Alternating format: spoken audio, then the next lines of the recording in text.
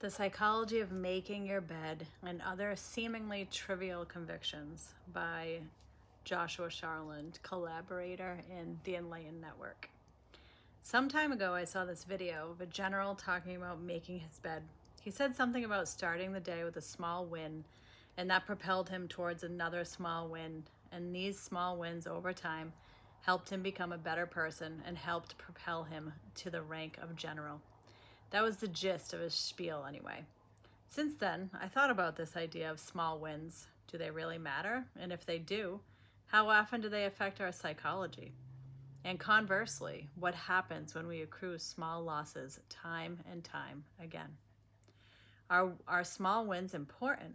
I think they are, but I think it would be beneficial to clarify just what I think the win in this scenario is. Let's take the initial example of making our bed.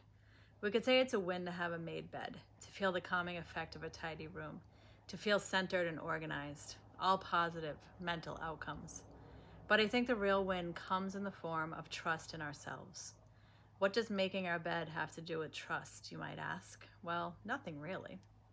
The trust comes into play because chances are the night before, as we went to sleep, we said to ourselves, I'm going to make my bed first thing tomorrow morning. Then we got up and did it. Making the bed in this scenario is just a vehicle for honoring ourselves. This is the real win. Doing what we tell ourselves we will do. This is one of the most important gifts we can give to ourselves.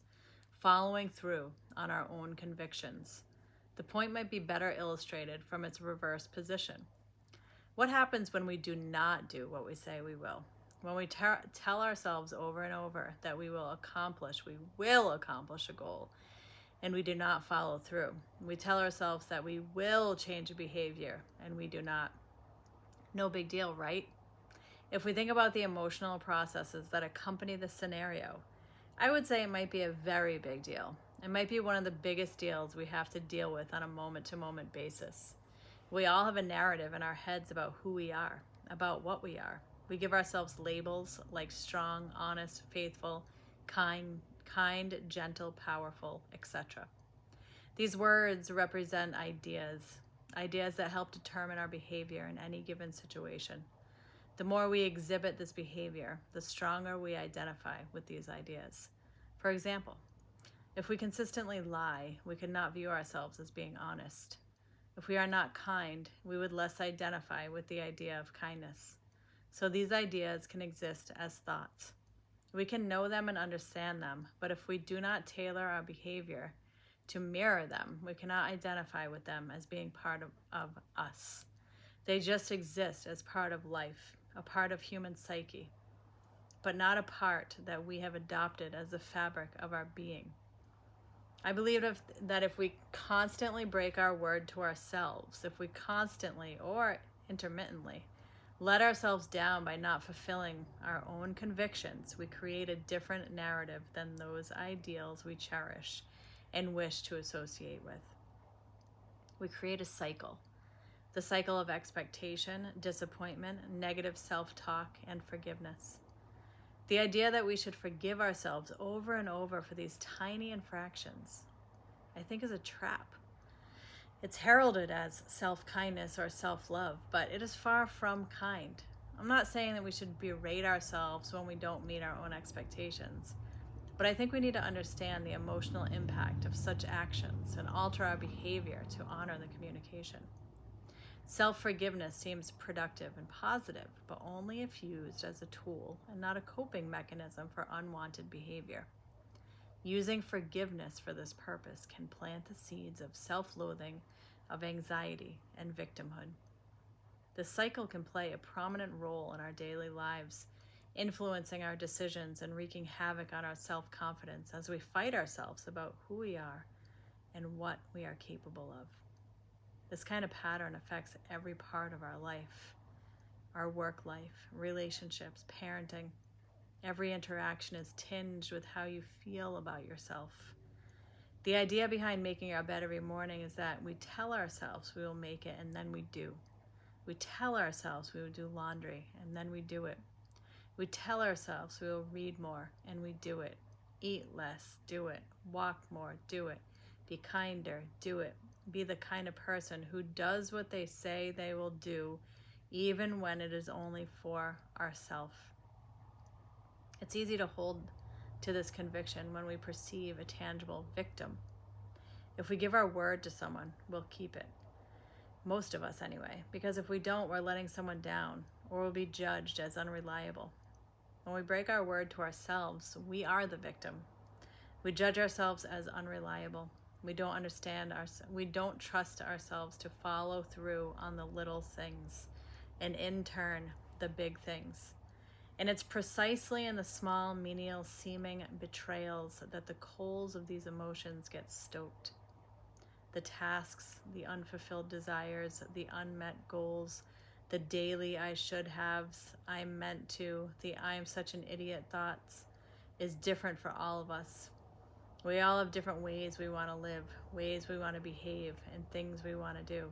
The point is, if we tell ourselves we're going to do something, we do it. Or change your mind and don't do it. But don't leave it on the table and have a negative emotion when it's not done day after day. If we put something on the table, we do it, no matter what it is. Obviously, we have to be reasonable. We cannot wish for an impossible achievement and then lament ourselves for not meeting an impossible goal. But if we set realistic standards and achievable goals and then meet them every time, something will happen within us.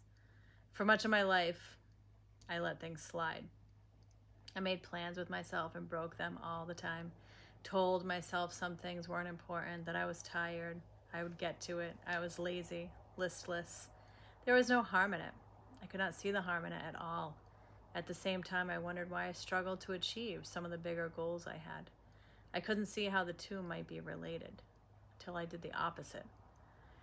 Over a 5-year span, I began to make changes. I woke up when I said I would. I cleaned when I said I would. I listened when I said I would.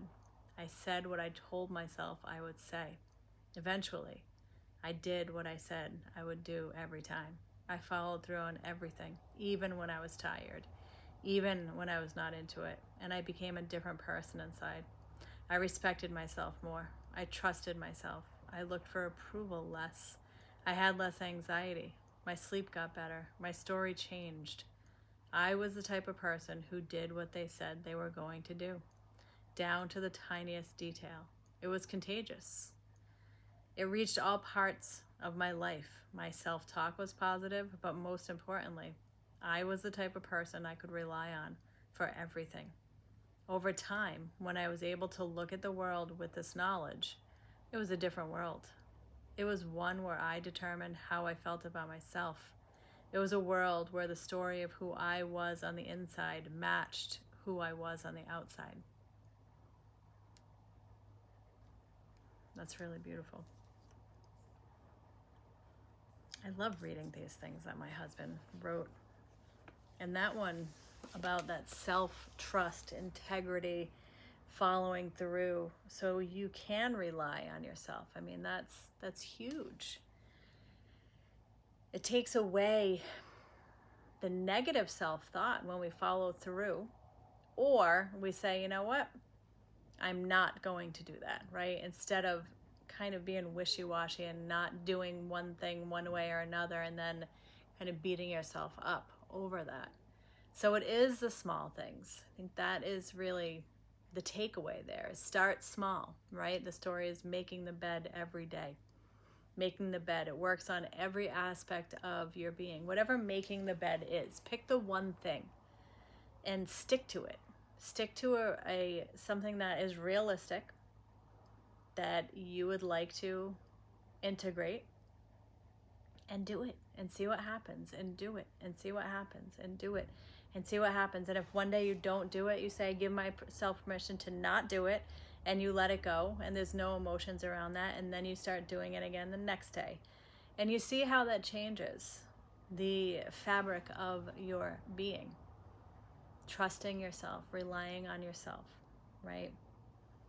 Generating the qualities within yourself that you really want to reflect into the world is everything. It's so important. So thanks, Josh, for bringing this reflection into the world, and hope you enjoyed it. Look forward to you commenting. If you're on YouTube, then subscribe, share, comment. and see you soon.